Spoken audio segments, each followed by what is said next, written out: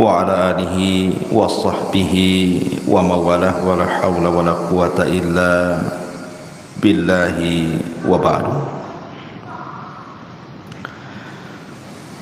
Alhamdulillah, segala puja dan puji hanya milik Allah subhanahu wa ta'ala.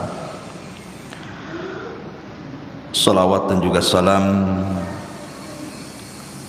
kita hadiahkan kepada Rasul kita Nabi besar Muhammad sallallahu alaihi wa ala alihi wasallam.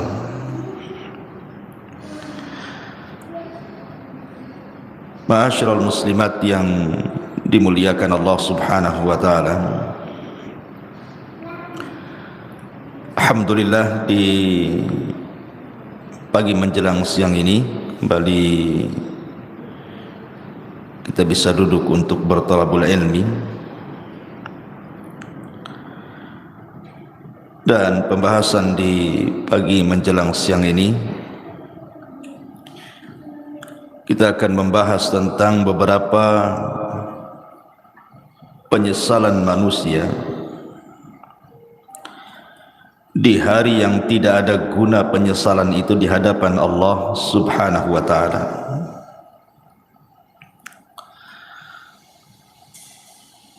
Ma'asyiral muslimat yang dimuliakan Allah subhanahu wa ta'ala,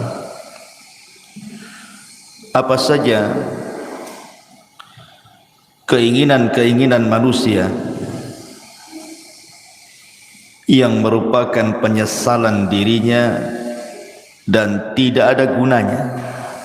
Penyesalan itu tidak ada gunanya lagi.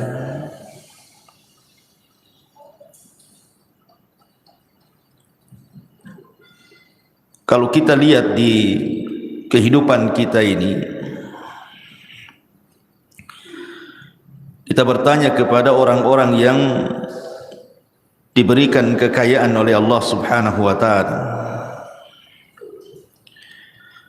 pasti keinginan mereka itu ingin bertambah kaya lagi. Karena biasanya orang-orang yang diberikan dunia itu mereka tidak akan puas dengan dunia yang dimilikinya. Makanya Anas bin Malik radhiyallahu an mengatakan, menukilkan sabda Nabi sallallahu alaihi wasallam, "Lau anna libni Adam wadiyan min dhahab." Kalau seandainya anak Adam ini memiliki satu lembah semua emas, ahabba ayyakuna lahu wadiyan, pasti dia berkeinginan untuk menambah 2 lembah emas lagi.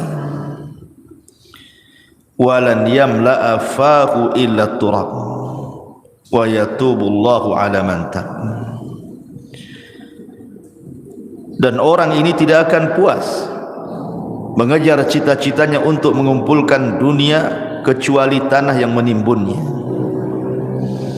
Kalau sudah ditimbun tanah, baru tahu, barulah dia menyesal. Ma'asyiral muslimat yang dimuliakan Allah azza wa jalla, setiap manusia itu pasti akan melewati padanya sakaratul maut. Tidak ada satupun manusia pasti akan melewati yang disebut dengan sakaratul maut.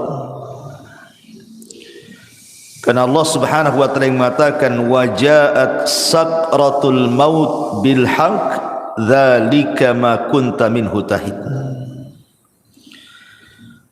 Dan akan datang sakaratul maut, dan itu sebuah kebenaran.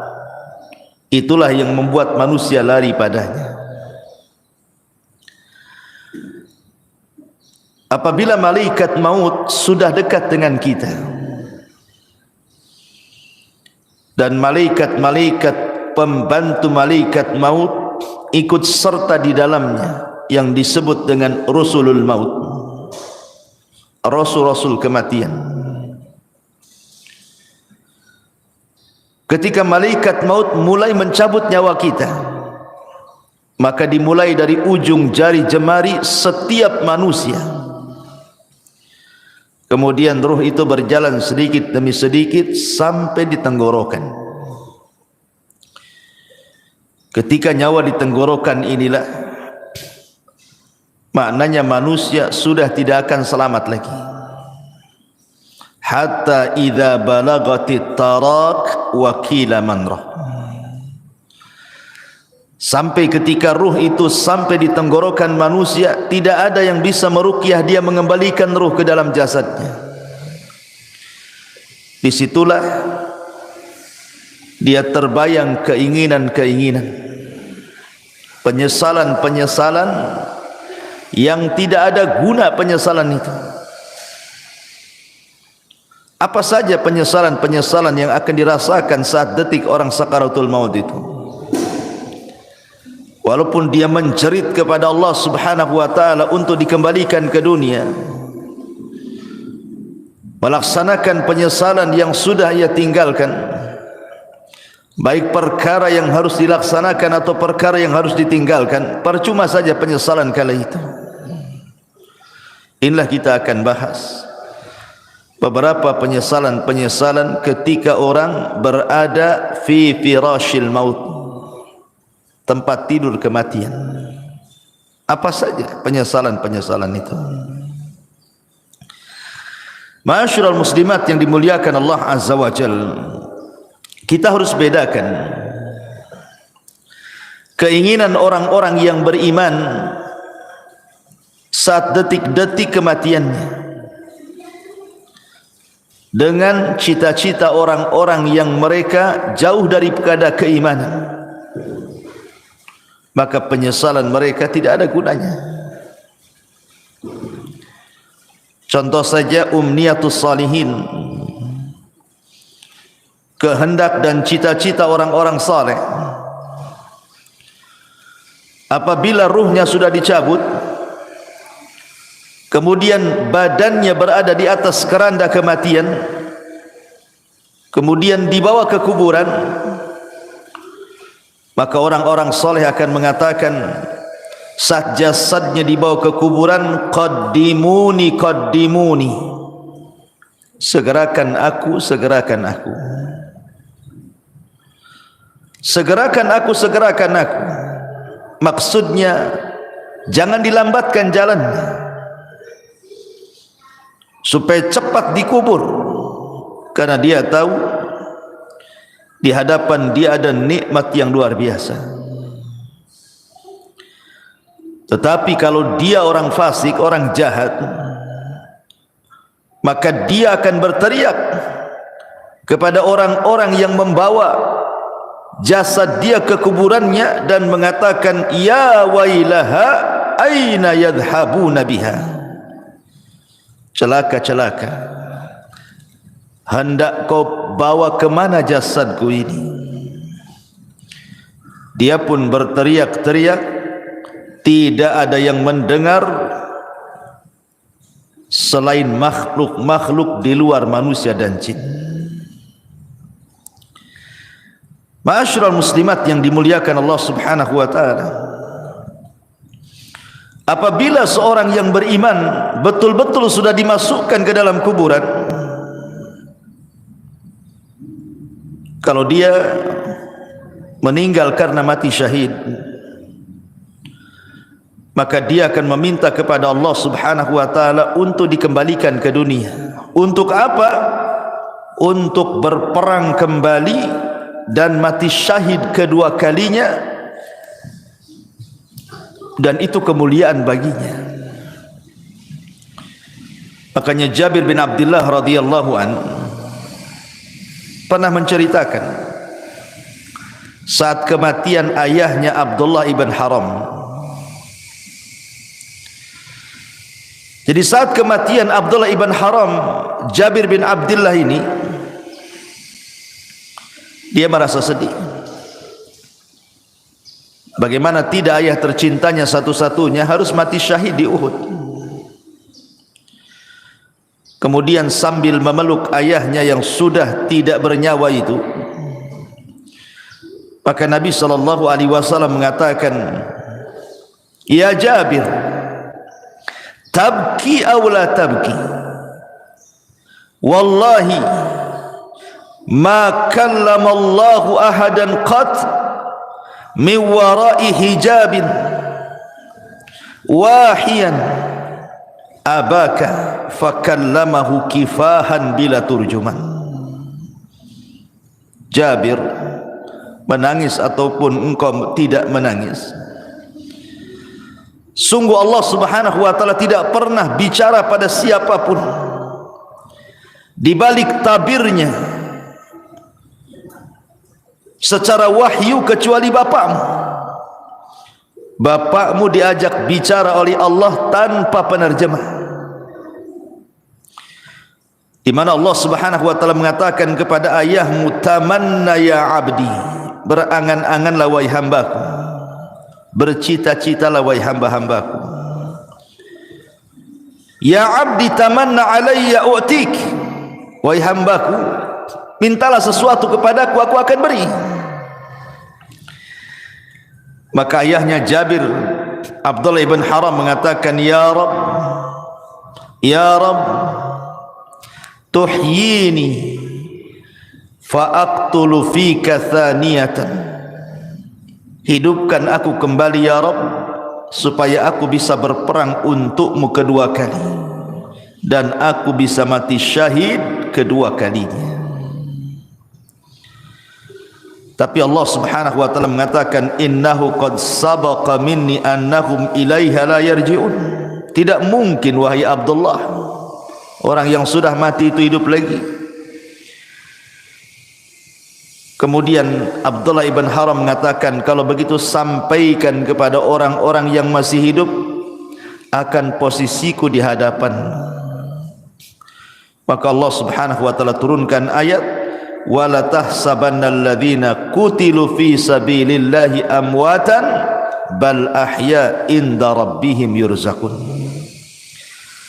Jangan kau sangka orang-orang yang mereka mati di jalan Allah, terbunuh dalam jihad, mereka mati. Tidak, mereka hidup. Mereka diberikan rizki di hadapan Allah Subhanahu wa ta'ala. Inilah cita-cita orang-orang yang beriman. Walaupun cita-cita ini mustahil dilakukan, mustahil terkabulkan, tapi cita-cita mereka mulia, ingin hidup kembali, ingin berperang karena Allah, dan ingin mati syahid kedua kalinya. Begitulah umniyatus salihin, angan-angan orang-orang yang saleh. Makanya dalam surah Yasin ada satu kisah yang disebut dengan Habibun Najjar. Dalam surah Yasin itu ada kisah yang disebut dengan kisah Habibu An-Najjar. Bagaimana kisahnya Habibun Najjar itu?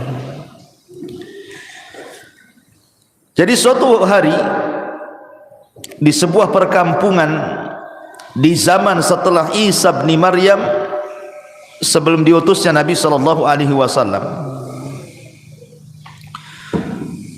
di kampung itu atau daerah itu sangat penuh dengan kezaliman, penuh dengan kesyirikan. Diutuslah oleh Allah Subhanahu wa taala dua nabi untuk mendakwahi kampung tadi. Ada yang mengatakan bahwa dua orang ini bukan nabi tetapi murid-muridnya Isa bin Maryam untuk mendakwahi daerah tersebut, tapi didustakan oleh kaumnya. Akhirnya Allah Subhanahu wa taala mengutus satu lagi untuk menguatkan yang dua orang yang sedang berdakwah itu, tapi didustakan lagi, sampai akhirnya tiga utusan ini hampir dibunuh. Datanglah seorang laki-laki yang bernama Habibun Najjar, yang sudah beriman sebelumnya kepada tiga utusan ini, memperingatkan orang-orang yang menentang tiga utusan itu. Kemudian malah dia jadi sasaran pembunuhan. Niatnya membela para utusan, akhirnya dibunuh oleh orang kampung itu. Ketika dia mati, maka ruhnya diperlihatkan sorga dan kenikmatan-kenikmatan di dalamnya. Sampai Allah katakan, qila dkhulil jannah, masuklah kau Habibun Najjar ke dalam surga. Qala, maka Habibun Najjar mengatakan, ya laita qaumi ya'lamun bima ghafara li rabbi wa ja'alani minal mukramin. Duhai kiranya kaumku tahu, duhai kiranya kaumku tahu dengan apa yang Allah berikan dari ampunannya kepadaku, dan dia telah menjadikan aku orang-orang mulia, tentu mereka tidak akan mendustakan para utusan itu, katanya. Itulah umniyatus salihin, cita-cita, keinginan-keinginan orang-orang soleh apabila sudah meninggal.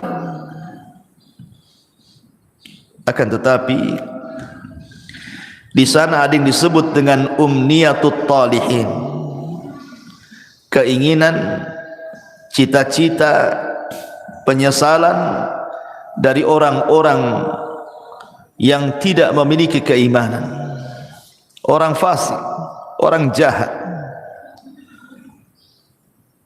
Tetapi keinginan mereka hanyalah sebuah penyesalan, tidak ada guna. Apa saja itu? Pertama, mereka akan menyesal karena mereka meninggalkan sholat. Orang-orang yang sedang sakaratul maut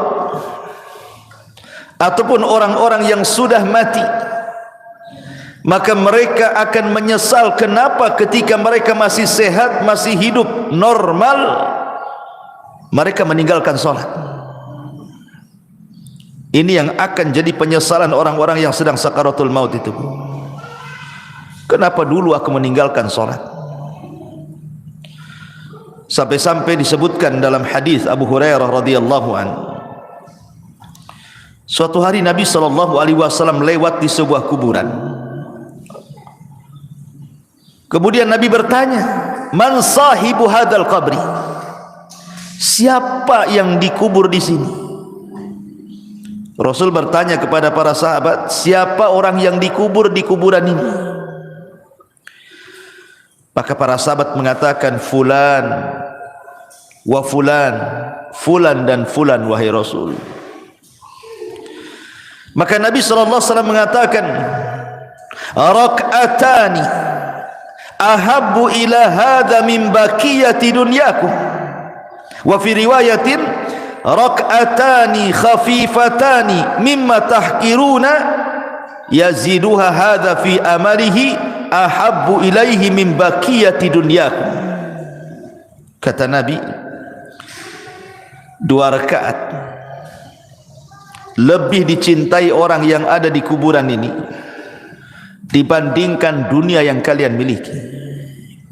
Dalam riwayat, 2 rakaat solat yang ringan yang kalian remehkan, tapi itu bisa menambah amalannya, itu lebih dicintai orang yang dikubur ini dibandingkan seisi dunia yang kalian miliki. Subhanallah. Orang-orang yang dikubur itu, Bu, atau orang-orang yang sedang sakaratul maut itu, mereka dicita-citakan ingin sholat, walaupun hanya 2 rakaat yang ringan, yang mudah dilakukan.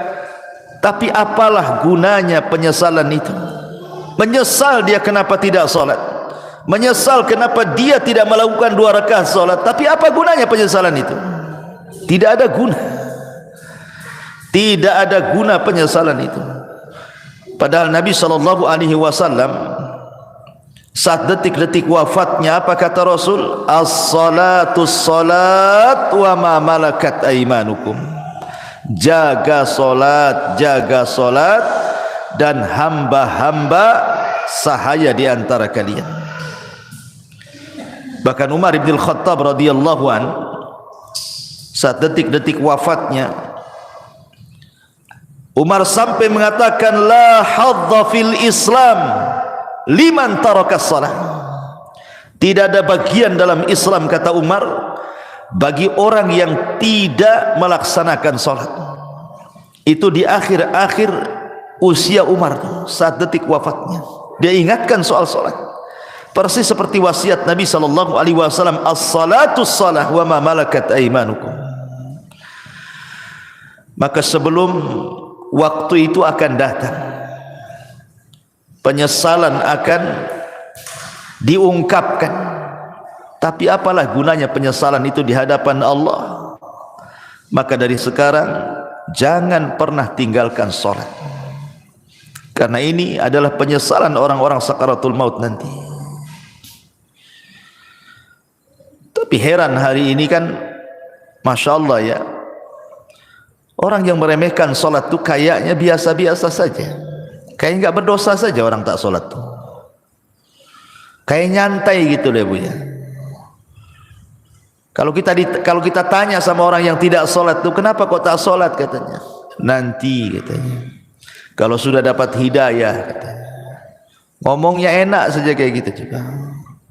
Bukankah engkau seorang muslim, kenapa kau tidak sholat, katanya. Entah kenapa saya malah sholat, katanya. Kayaknya bukan beban bagi dia gitu ya. Padahal orang yang meninggalkan sholat itu bisa kafir tuh. Kata Nabi sallallahu alaihi wasallam, al-ahdu bainana wa bainakumus salat faman tarakaha faqad kafar. Perbedaan kita loh dengan orang kafir itu salat. Kalau dia meninggalkan salat berarti apa bedanya dengan kafir? Makanya Rasul mengatakan faman tarakaha faqad kafar. Siapa yang meninggalkan bisa kufur dia. Maka Bu, nasihati kalau ada keluarga yang tidak salat, ajarkan salat. Suruh mereka sholat. Jangan sampai datang waktu di mana dia ingin sholat, tapi keinginannya hanya menjadi penyesalan bagi dia karena tidak ada guna. Nyawa sudah di tenggorokan, itu sudah nggak ada guna lagi taubat. Innallaha yaqbalu taubata abdin ma lam yugharghir. Sungguhnya Allah subhanahu wa ta'ala itu hanya menerima taubatnya seorang hamba sebelum nyawa di kerongkongan. Ini yang pertama. Penyesalan yang kedua, as-sadaqah, sedekah. Allah subhanahu wa ta'ala mengatakan dalam surah Al-Munafikun ayat 100, ayat 10 sampai 11, wa anfiqu mimma razaqnakum min qabli an ya'tiya ahadakumul maut fayaqula rabbi laula akhartani ila ajalin qarib fa asaddaqa wa akum minas salihin walan yuakhirallahu nafsan idza jaa ajaluha wallahu khabirum bima ta'malun. Allah subhanahu wa ta'ala sudah mengingatkan jauh-jauh hari sebelum datang detik-detik kematian itu. Infak, perbanyak sedekah dari rizki yang kami rizkikan kepada kalian sebelum datang satu hari kematian akan menjemput kalian. Dan kalian mengatakan, Rabbi ya Rabb, laula akhartani ila ajalin qarib. Kalaulah engkau hidupkan aku sesaat, kalaulah engkau sembuhkan aku sesaat, apa yang terjadi? Fa asaddaqa wa akum minas salihin. Aku janji aku akan sedekah dan aku akan menjadi orang baik. Tetapi Allah mengatakan walan yuakhirallahu nafsan idza jaa ajaluha. Tidak mungkin Allah mengakhirkan hidupnya kalau sudah datang ajalnya.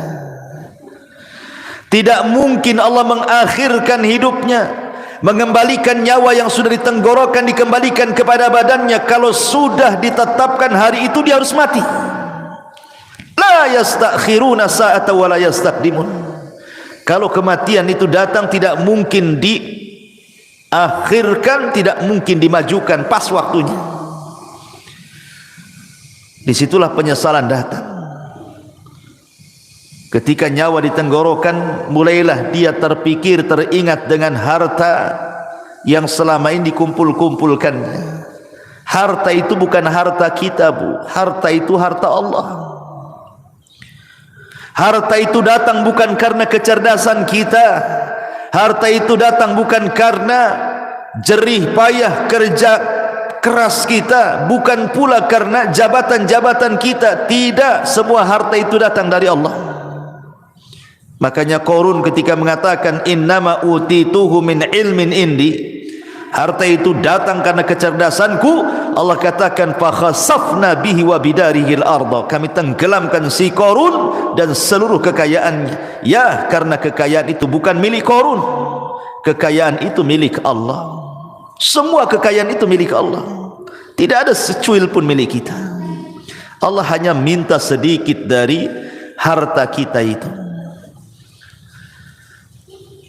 Allah tidak minta banyak seperti zakat. Allah hanya minta 2,5% dari 85 gram emas itu. Tidak banyak. Apalagi itu harta bukan harta kita, harta Allah. Tetapi karena manusia zuyyina linnasi minasyahwat, dihiasi syahwat-syahwat dunia inilah, akhirnya dia bakhil. Dia baru tahu setelah nyawa di tenggorokan, baru dia sadar, kenapa dulu aku tidak sedekah? Laula akhartani ila ajalin qarib fa asaddaqa wa akum minas salin. Kenapa aku tidak sedekah ketika aku sehat? Maka bagi anda yang Allah subhanahu wa ta'ala limpahkan rizki yang luas, dengan mudah anda mencari rizki itu tanpa ada kesulitan. Itu nikmat yang besar yang Allah subhanahu wa ta'ala anugerahkan kepada anda. Banyak-banyaklah sedekah, karena Rasul yang mengatakan maluka ma akalta fa afnaita wa ma labista fa ablaita wa ma tasaddaqta fa abqaita. Hartamu, kata Rasul, yang kau makan pasti habis, yang kau pakai pasti usang, yang kau sedekahkan itulah yang bermanfaat untuk kematian. Karena apabila seseorang meninggal dunia, Bu, nyawa sudah dicabut oleh Allah, yang pertama terpisah dari badan ibu itu adalah harta. Yang pertama terpisah dari badan ibu adalah harta. Pertama orang mati ini dicabut nyawanya, yang pertama berpisah hartanya. Tidak ada hubung kait dia dengan harta lagi. Bahkan sekaya apapun orang yang meninggal itu, tetap saja sama keluarganya dibelikan kain kafan yang harganya murah. Bukan karena dia orang kaya kafannya mahal, tidak. Kafannya pun tetap itu juga yang sangat murah, tidak berharga tuh. Karena pertama kali dia meninggal, yang terpisah dari hidup dia itulah hartanya dulu. Baru kemudian dibawa di atas keranda, diiringi dengan keluarganya, kemudian dimasukkan ke liang lahat, kemudian dikubur di situ sama keluarganya, kemudian keluarganya pulang, barulah dia terpisah dengan keluarganya. Tapi yang pertama terpisah dari badannya adalah hartanya. Di saat itulah dia menyesal dan mengatakan laula akhartani ila ajalin qarib fa asaddaqa wa akum minas salihin. Ya Rabb, kalaulah engkau akhirkan kehidupanku sesaat, tidak apa-apa, aku akan sedekahkan tuh harta-hartaku tuh, dan aku akan termasuk orang yang baik. Tetapi apakah umniyatut talihin ini, cita-cita orang-orang yang seperti ini bermanfaat bagi dia? Tidak ada guna. Harta sebanyak apapun kalau anda sudah meninggal, harta itu tidak bisa diambil lagi oleh anda, kan? Karena sudah menjadi rebutan ahli warisnya. Kenapa ketika kita masih hidup kita tidak sedekah? Ketika sudah mati baru kita teringat sedekah.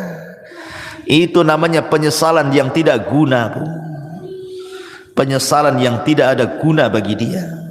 Percuma penyesalannya. Ini yang kedua, sedekah. Yang ketiga, al-amalus salih, beramal saleh. Allah subhanahu wa ta'ala berfirman dalam surah Al-Mu'minun ayat 99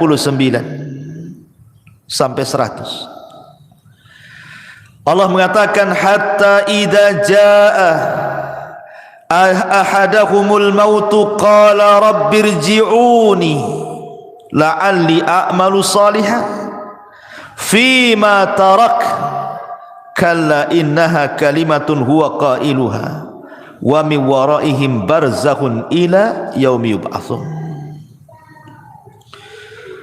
Hatta idza ja'adahumul maut, apabila kematian datang kepada salah seorang di antara mereka, qala, dia pun mengatakan, Rabbirji'uni, ya Allah, kembalikan aku ke dunia walaupun sesaat, la'alli a'malu salihan, agar aku bisa beramal saleh, fima tarak, terhadap apa yang kutinggalkan selama aku masih hidup. Jadi orang-orang ini, Bu, apabila nyawa di tenggorokan, apabila nyawa sudah di tenggorokan, sudah tidak mungkin diselamatkan, tidak mungkin lagi hidup lagi orang ini, maka dia akan menjerit-jerit dan mengatakan, Rabbirji'uni, Rabbirji'uni, ya Allah, kembalikan aku ya Allah. Untuk apa? La'alli a'malu salihan, agar aku bisa beramal saleh, agar aku bisa beramal saleh. Fima tarak, dulu aku tinggalkan itu. Tapi Allah bantah dengan mengatakan, kalla innaha kalimatun huwa qailuha. Ya Abdullah, mustahil, itu angan-anganmu saja. Mustahil kau dikembalikan, itu angan-anganmu saja. Wa min waraihim barzakhun ila yaumi yub'atsun, karena antara dirimu dan dunia itu ada dinding pemisah yang disebut dengan barzah. Mustahil kau kembali ke dunia. Maka sebelum datang penyesalan yang tidak ada guna itu, Bu, perbanyak amal soleh. Perbanyak amal soleh. Amal soleh kan banyak, baik yang bermanfaat untuk diri sendiri ataupun amal soleh yang bermanfaat untuk orang lain. Sekecil apapun amal itu pasti akan dibalas oleh Allah. Wa man ya'mal mithqala dzarratin khairan yara wa man ya'mal mithqala dzarratin syarran yara. Tapi apalah gunanya umniyatu talihin ini? Kalau sudah detik-detik wafat tiba-tiba mikir amal saleh, enggak ada guna. Enggak ada gunanya. Yang ada dia akan dipertanggungjawabkan di hadapan Allah Subhanahu wa taala. Ini yang ketiga. Yang keempat, orang-orang yang akan menyesal saat detik-detik sakaratul maut adalah ketika di dunia dia tidak pernah membaca Al-Quran. Di dunia dia tidak pernah membaca Al-Quran. Sampai ada, Bu, di masyarakat itu yang usianya sudah 40 tahun, 50 tahun, 60 tahun, bahkan 70 tahun pun tidak pernah tangannya memegang mushaf Al-Quran. Tidak pernah lisannya menggerakkan untuk membaca Quran. Subhanallah. Di masyarakat itu ada, dia muslim KTP-nya, tapi sama Quran itu tidak pernah baca. Apalagi ketika Allah memberikan fitnah kepada kita berupa handphone ini, dia bisa loh mengikuti berita politik, berseri. Hari ini apa beritanya, besok apa beritanya, lusa apa beritanya, terus diikuti itu. Orang berkasus disidangkan di pengadilan, kita tidak ada hubungan kerabat dengan dia, Bu, diikuti kasusnya. Cemana sidang hari ini, cemana sidang besok, cemana sidang lusa, padahal nggak ada manfaatnya untuk kita tuh. Ibu bukan saudara dia, dia pun bukan saudara ibu. Sibuklah ibu cerita tentang persidangan dia, disibukkan hari-hari. Belum lagi yang nonton kuliner tuh, diikutilah itu. Apa nih hari ini dia masak apa nih, besok masak apa, lusa masak apa gitu. Atau artis tertentu yang suka mamer-mamerkan kekayaan itu, Bu, diikutilah blognya itu, jadi subscribe-nya lagi, langganan dia. Wah, ini baru ngupload nih si Atris ini, Apalah gunanya ibu dengan artis itu? Nggak ada guna kan? Manfaatnya apa? Dia yang kaya, ibu yang dalam ludah yang nengok di handphone itu kan, nggak ada guna tuh. Ngapain ngikut-ngikut kayak gitu itu? Coba kalau nggak ditonton artis itu, bangkrut juga dia. Jangan ditonton, nggak akan dia dapat duit juga. Karena itu sama kan, kalau kita nonton kan habis pulsa kita, itu sama kita ngasih uang sama orang kaya itu. Ibu sudah miskin, artis ini kaya, nonton program dia, uang kita habis di pulsa, dia pula dapat duit. Akalnya di mana coba? Hilang akalnya orang tuh. Hari-hari kok bisa dia ngikutin tuh ya? Padahal yang ditontonkan kepada kita itu tidak ada guna dunia akhirat tuh. Tidak menambah kekayaan kita, ya tidak menambah pahala kita. Yang ditonton dia sedang pamer-pamer rumah, pamer-pamer kendaraan, pamer-pamer jalan-jalan, pamer-pamer anaknya, pamer-pamer istrinya, suaminya. Na'udzubillah, thumma na'udzubillah. Ittaqillah, bertakwa kepada Allah, bertakwa, takut kepada Allah. Masih ada program yang manfaat di handphone itu. Bisa kita dengarkan mengaji, murotal, ustaz-ustaz ceramah. Adalah manfaat itu. Kalaulah tidak manfaat dunia, manfaatlah untuk akhirat. Ya. Sekarang tidak ada alasan orang tidak mengaji itu, karena sekarang handphone sudah di tangan masalahnya, dan aplikasi Quran ada di dalamnya. Kalau dulu orang nenteng-nenteng mushaf itu mungkin malu. Kalau nenteng mushaf kemudian ibu ya sambil ke arisan bawa mushaf gitu ya, mushaf gede itu bukan? Pasti kata orang arisan, ibu ini salah tempat, musola sebelah sana bu katanya. Lah kok bilang musola sebelah sana katanya? Karena ibu nenteng mushaf, disangkanya mau yasinan. Tapi kalau sekarang ini kan nenteng-nenteng handphone ini nggak ada orang malu. Justru kalau ndak punya handphone malu pula dia. Lalu apa alasan kita nanti di hadapan Allah kalau Allah bertanya, kenapa ibu tak baca Quran? Kemudian ibu jawab bagaimana? Mushafnya di masjid ya Rabb katanya.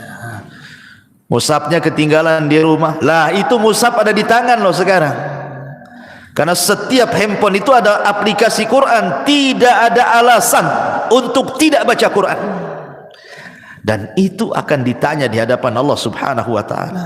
Wa qala ar-rasul ya rabbi inna qaumi ittakhidhu hadzal qur'ana mahjura.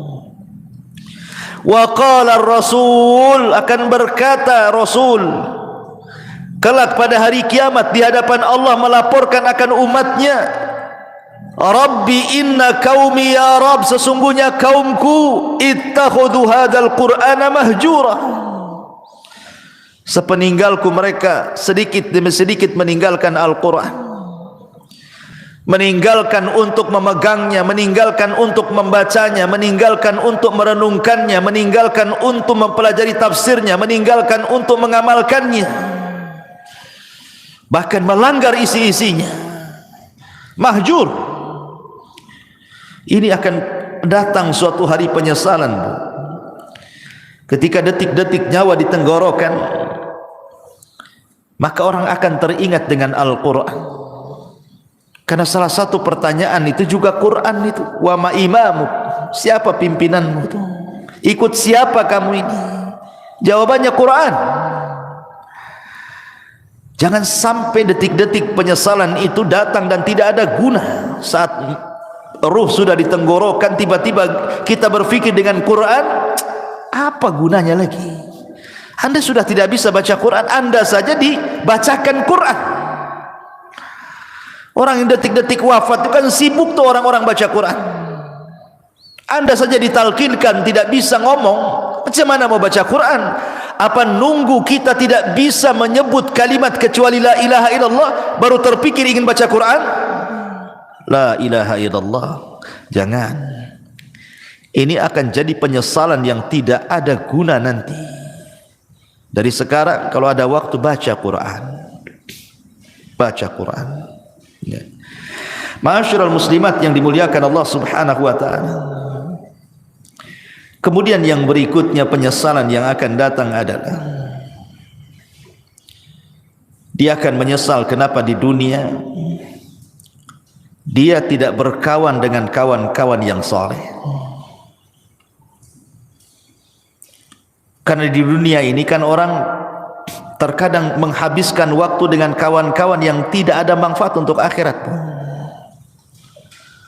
Kita lihat para pengusaha, orang-orang kaya itu, ya kawannya sesama pengusaha kan. Kalau orang miskin ya sama orang miskin lah kawannya kan.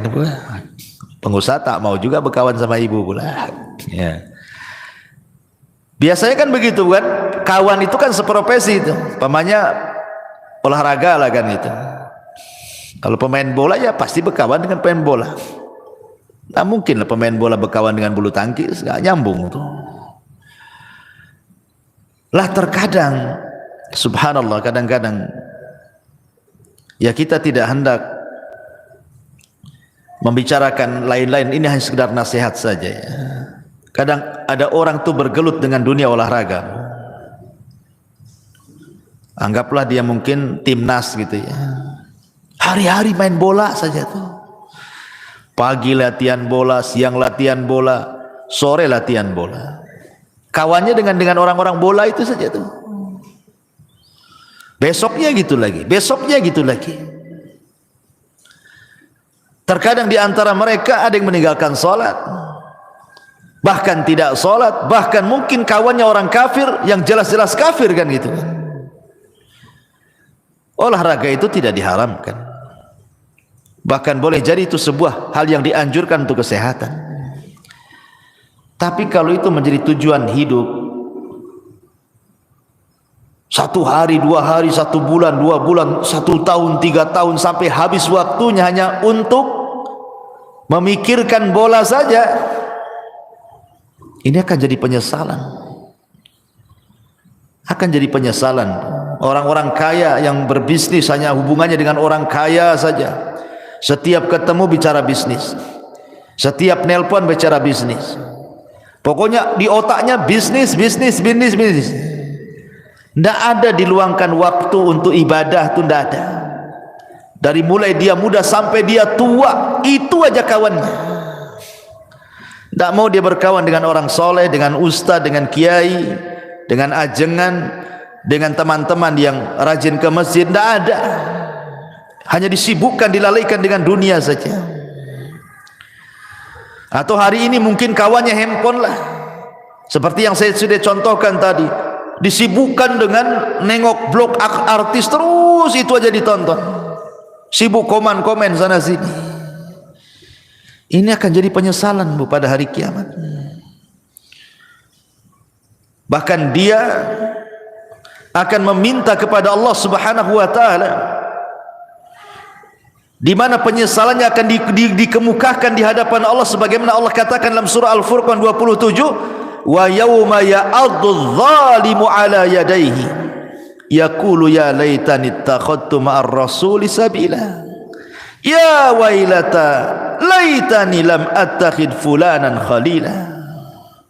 Pada hari di mana orang zalim menggigit jarinya dan mengatakan, duhai celaka, kenapa ketika aku masih sehat di dunia aku tidak mengambil Rasul sebagai kawan?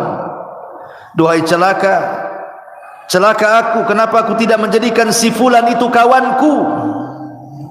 Makanya Hasan Al-Basri mengatakan, istakthiru min sahibikumus salih fa innahu yanfa'ukum yaumal qiyamah. Cari teman-teman yang soleh, cari teman-teman yang baik, karena itu akan bermanfaat pada hari kiamat bagi pelakunya. Nanti akan menyesal kita bu. Kita hari-hari sama si fulan, si alan, dihabiskan waktunya hanya untuk jalan kemari dengan si fulan, si alan itu, ngobrol dengan si fulan, si alan itu. Lupa bertahun-tahun, sampai lupa sholat, lupa puasa, lupa baca Quran, lupa zakat, macam-macam.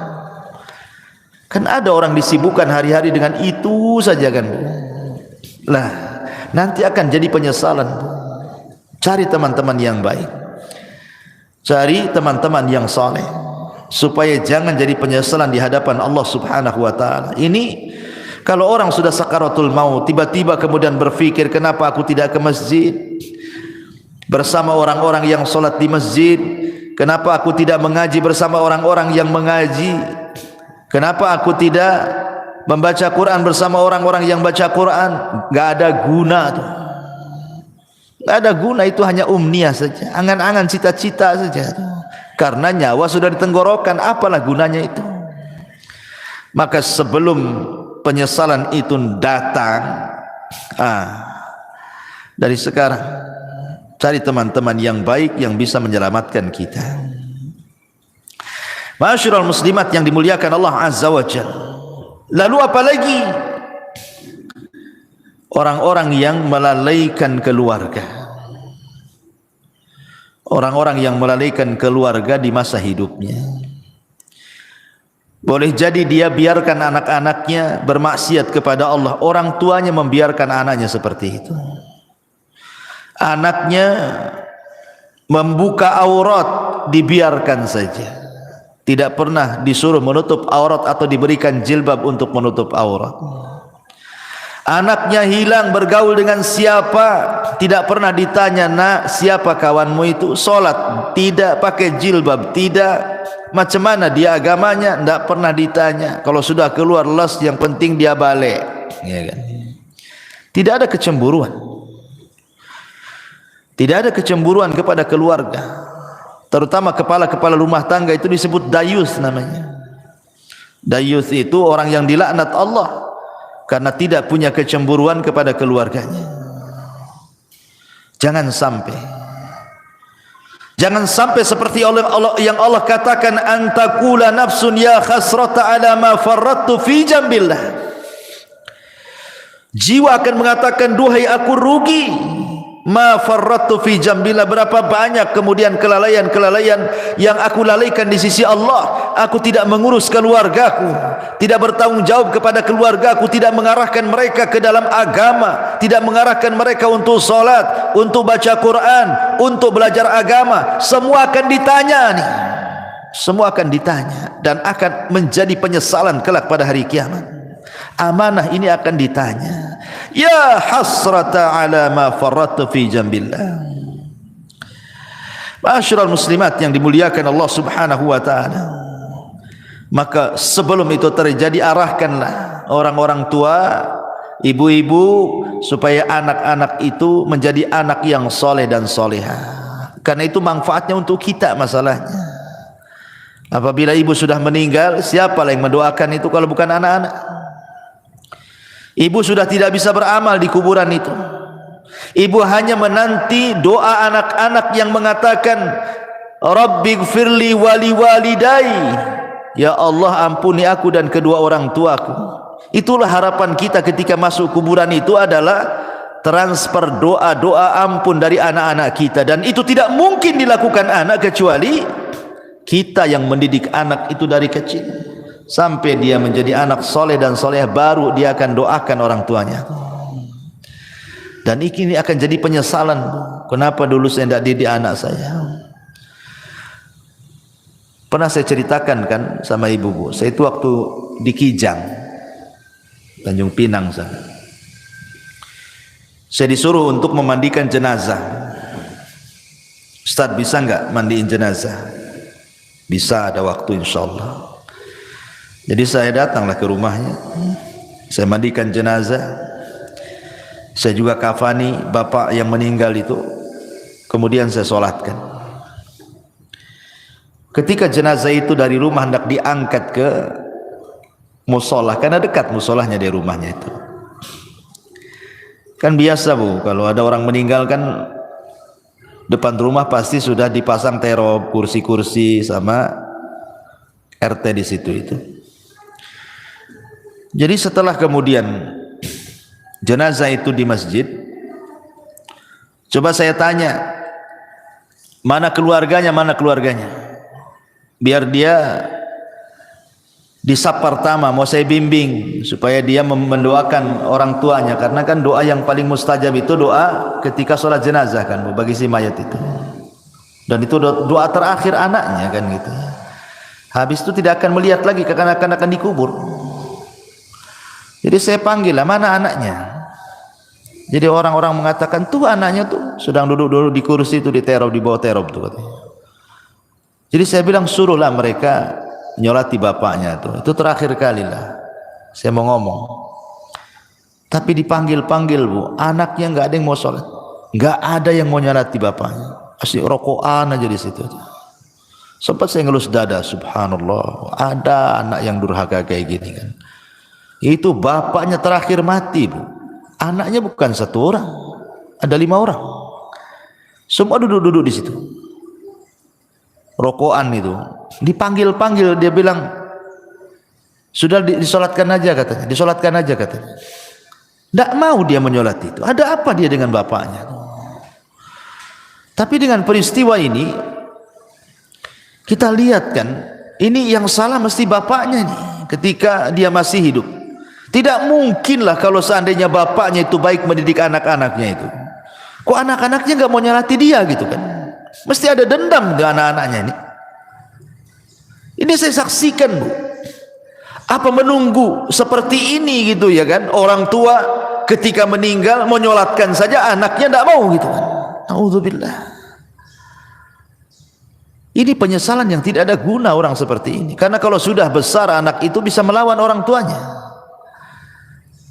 Betapa banyak orang-orang tua yang sakit hati kemudian bercita-cita, nak kalau kau tahu durhaka kepadaku di dewasa ini, sudah kecekik kau di masa bayi biar mati. Banyak tuh orang tua itu yang menghendaki kematian anaknya karena kurang ajar dia kan. Di masyarakat kan banyak yang seperti ini bu ya. Jadi janganlah kemudian sampai datang pada waktunya tiba-tiba kita menyesal. Ketika nyawa di tenggorokan dia menyesal kenapa dulu dia tidak mendidik keluarganya, tidak mengarahkannya, tidak menasihatinya, tidak menjadikan mereka anak-anak yang saleh dan salehah. Umniyatut talihin, yang seperti ini umniyatut talihin, bukan umniyatus salihin namanya. Angan-angannya orang-orang jahat, percuma, nggak ada guna ya. Maka inilah perkara-perkara bu, jangan sampai seseorang itu di detik-detik wafatnya banyak hal yang dicita-citakan tetapi tidak mungkin terlaksana dan tercapai karena sudah tidak ada lagi hubungan antara kehidupan dunia. Kita sudah masuk alam barzah, masalahnya alam kematian, ada barzah di situ pemisah. Dan kalau orang sudah masuk kubur itu tidak mungkin sholat, puasa, zakat, haji, tidak mungkin. Dia sedang sibuk dipertanggungjawabkan di hadapan Allah semua amalannya, sedang ditanya man rabbuka wa man nabiyuka wa madinuk. Sehingga disitulah banyak orang yang menyesal. Wallahu a'lam bishawab. Inilah perkara-perkara yang akan menjadi bahan penyesalan bagi orang-orang saat detik-detik wafat ataupun setelah kematian. Wallahu a'lam. Mudah-mudahan yang sedikit ini ada manfaatnya bu. Nah, silakan kalau ada yang mau bertanya, tafadhal. Iya. Apa tanggung jawab anak kalau ada orang tua kita yang tidak bisa membaca Quran, sementara mereka dia menyuruh anaknya belajar membaca Al-Quran supaya tidak seperti mereka? Apa yang harus dilakukan anak apabila orang tuanya tidak bisa baca Quran tapi orang tuanya nyuruh-nyuruh baca Quran gitu? Iya. Kiat anak tetap menasihati orang tua. Orang tua tetap harus baca Quran. Setua apapun ibu, tetap harus baca Quran. Baca Quran itu tidak terbatasi waktu dan usia. Justru makin tua, makin rajin baca Quran harusnya. Ustadz ibu saya tak bisa baca Quran. Macam mana tuh? Tapi dia nyuruh-nyuruh saya untuk belajar Quran. Ambil positifnya. Dia kan sudah nyuruh baca Quran, berarti itu positif tuh. Jangan ambil negatifnya. Ah, ngapain ibu aja nggak baca Quran, saya ya ikut-ikut lah kan gitu. Ambil positifnya. Kemudian yang kedua, nasihati ibunya. Nasihati ibunya. Jangan pernah malu untuk membaca Quran. Ustaz, saya tidak bisa baca Quran, datangkan orang yang mengajarkan Quran. Lebih baik ibu keluar uang untuk membayar orang baca Quran atau datang ke tempat-tempat belajar Quran yang gratis, kan ada tuh. Sampai di Batu Haji itu kan umat-umat di sana, masya Allah luar biasa. Mereka membuat kelas-kelas Quran. Nah, kebetulan saya pembinanya di situ. Jadi mengambil anak-anak jalanan, orang ibu-ibu yang jual-jual koran di lampu merah, nanti didekati gitu kan sama umat di sana itu. Berapa penghasilannya sehari? Oh sekian. Ya udah saya kasih uang sekian, tapi kau belajar Quran. Banyak yang belajar Quran di Batu Haji itu. Coba kalau ibu-ibu di sini kayak di sana kan mantap tuh bukan? Tapi ibu-ibu di sini centang perenang masalahnya. Ngaji saja malas gitu. Gitu ya. Jadi jangan malu datang, atau kalau punya duit nih cari orang yang bisa mengajarkan Iqra dulu kan itu kan. Sekarang kan masya Allah ya, nikmat Allah itu Allah mudahkan dari segi apa? Banyak penemuan-penemuan, metode-metode yang dulu baca Quran itu jadi momok orang itu. Susah untuk bisa baca Quran. Zaman saya kecil mungkin ibu ngalami lah. Kita kalau belajar Quran itu pakai turutan kan, Bu, ya kan? Pakai turutan juz amma tuh. Lama 2-3 tahun tuh enggak bisa baca Quran tuh. Masih susah gitu mau nyebut itu ya. Mau tajwidnya apalagi itu susah, enggak lancar itu 2-3 tahun itu. Tapi sekarang lo ada metode ditemukan 24 jam dia bisa mampu untuk mengenal huruf-huruf hijaiyah. Ditemukan metode tuh. Metode 3 hari bisa baca Quran, metode 10 hari bisa baca Quran. Allah mudahkan loh semuanya. Dengan ditemukan metode-metode mudah. Lah sekarang sudah ditemukan metode-metode mudah, kok enggak mau belajar Quran?